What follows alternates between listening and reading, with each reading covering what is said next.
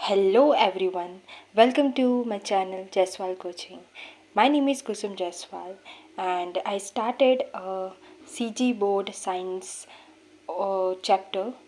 So I started the first chapter which is known as evolution, and this was the third video.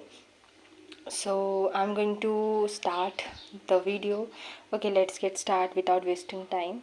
So today I'm going to teach next topic, which is known as Voyage of a Beagle and Darwin's Experience, which is 1.2 of the chapter.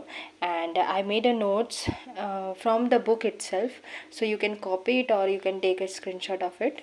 So first point is, since childhood Darwin was interested in studying and gathering information about natural phenomena, habits of different organisms and their behavior.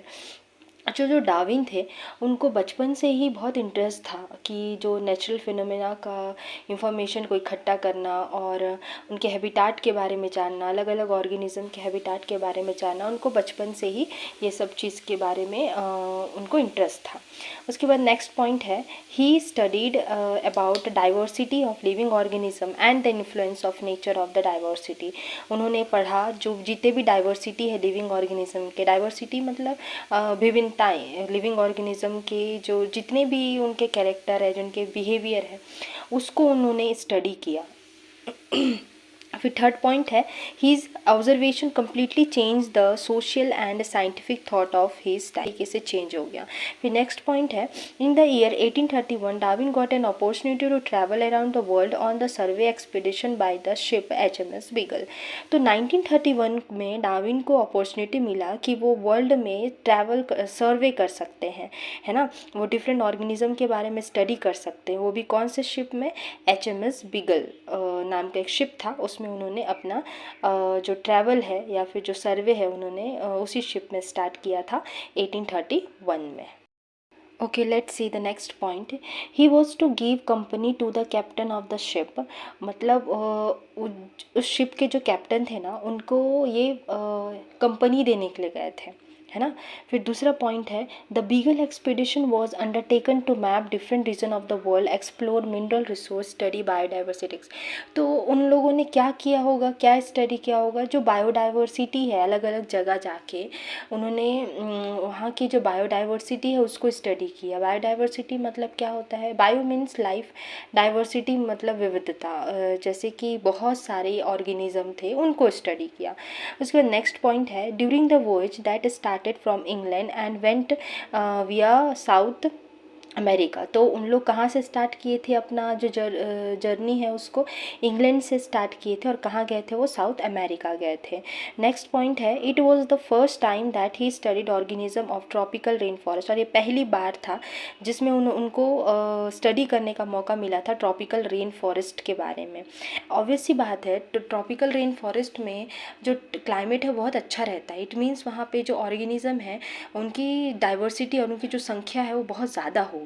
मतलब plant के species भी बहुत देखने को मिलेंगे, animal के species भी बहुत देखने को मिलेंगे वहाँ पे. उसके बाद नेक्स्ट पॉइंट है, he collected and observed different organism as well as remains of organism of the distant part.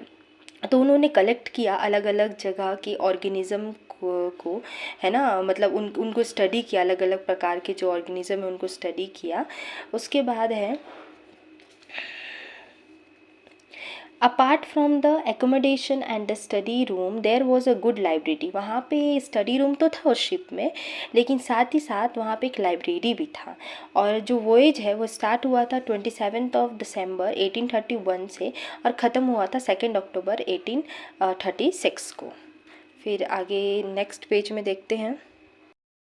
अब नेक्स्ट टॉपिक है, मतलब उसी जो फॉर्मल टॉपिक है उसी से रिलेटेड है. जो डार्विन ने जो वॉयज स्टार्ट किया था उसमें उन्होंने क्या ऑब्जर्व किया उसके बारे में हम देखेंगे.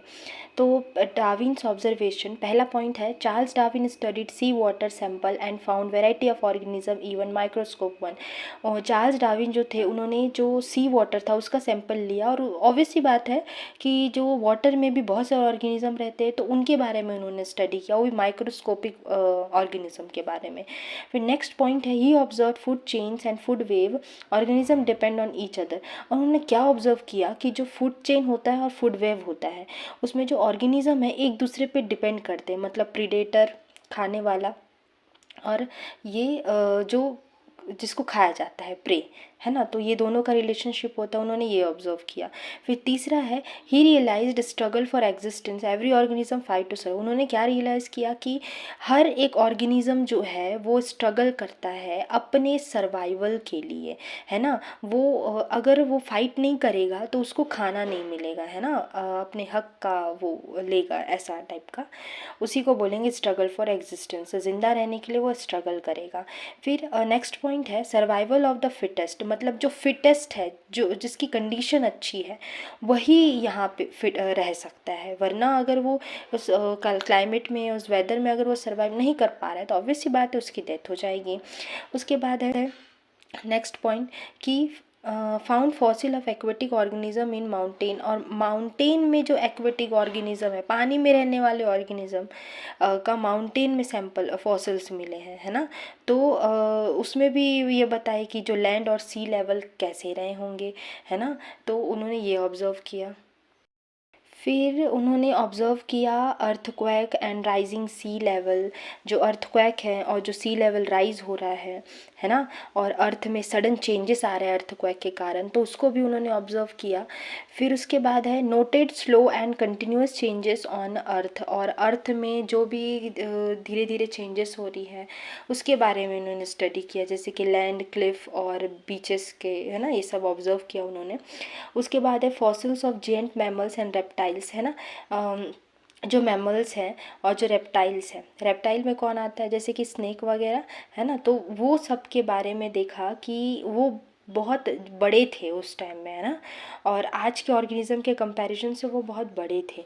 फिर उसके बाद अर्थ चेंजेस ओवर टाइम, और अर्थ जो है वो चेंज हो रहा है और उसी को ही ऑर्गेनिज्म भी चेंज हो रहा है और उसी को इवोल्यूशन कहा जाता है।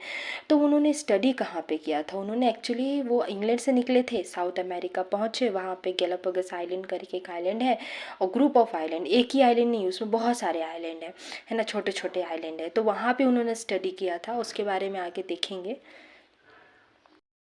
तो उनके जो इम्पोर्टेंट ऑब्जर्वेशन है डार्विन के गैलापागोस आइलैंड में, उसको देखेंगे। तो Charles Darwin collected fossils and specimen from Galapagos island. तो चार्ल्स डार्विन ने क्या किया, जो फॉसिल्स हैं और जो स्पेसिमेंस हैं ऑर्गेनिज्म के गैलापागोस आइलैंड के, उसको कलेक्ट किया। उसके बाद उनको जो फॉसिल है उनको हेल्प उनको स्टडी में, ये जो ऑर्गेनिज्म, मतलब इन ऑर्गेनिज्म का उन्होंने स्टडी किया और कंपेयर किया कि आज के ऑर्गेनिज्म कैसे हैं when compare to the earlier one. फिर तीसरा है कि he observe that organism change over time. उन्होंने ऑब्जर्व किया जैसे जैसे समय बीतते जाता है वैसे वैसे जो ऑर्गेनिज्म है वो चेंज होते जाते हैं। फिर फोर्थ पॉइंट है fossil provide evidence of relationship between past and present organism. और जो फॉसिल है ना, वो हमको एविडेंस प्रोवाइड करते हैं कि जो पास्ट के ऑर्गेनिज्म कैसे थे होंगे और प्रेजेंट के ऑर्गेनिज्म कैसे हैं। और गैलापागोस आइलैंड में जाके उन्होंने फिंचेस का ऑब्जर्वेशन किया, जो कि बहुत फेमस है। तो उसमें जो पहला पॉइंट है कि Darwin studied about 15 species of finches. उन्होंने 15 स्पीसीज फिंचेस एक बर्ड है, उसका उन्होंने स्टडी किया था, और उन्होंने ये फाइंड किया था क्या सिमिलैरिटीज़ है उनमें और क्या वेरिएशन है उनमें, क्या वेरिएंस मतलब क्या डिफरेंस है उनमें।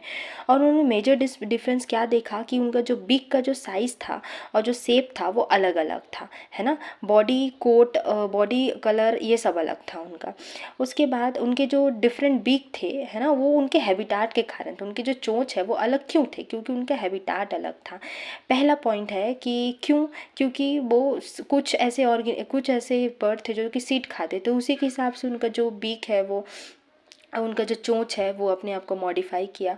उसके बाद है फ्रूट खाने वाले फिंचेस, उनका चोंच अलग था। इंसेक्ट और वर्म्स खाने वाले का अलग था, जो कि नेक्टर को फीड करते थे, तो उनका जो था बीक था वो अलग था।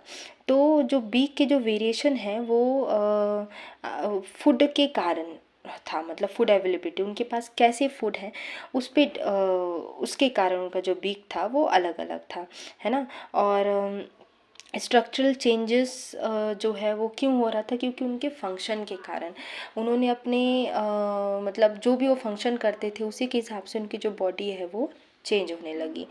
और बस इतना ही है।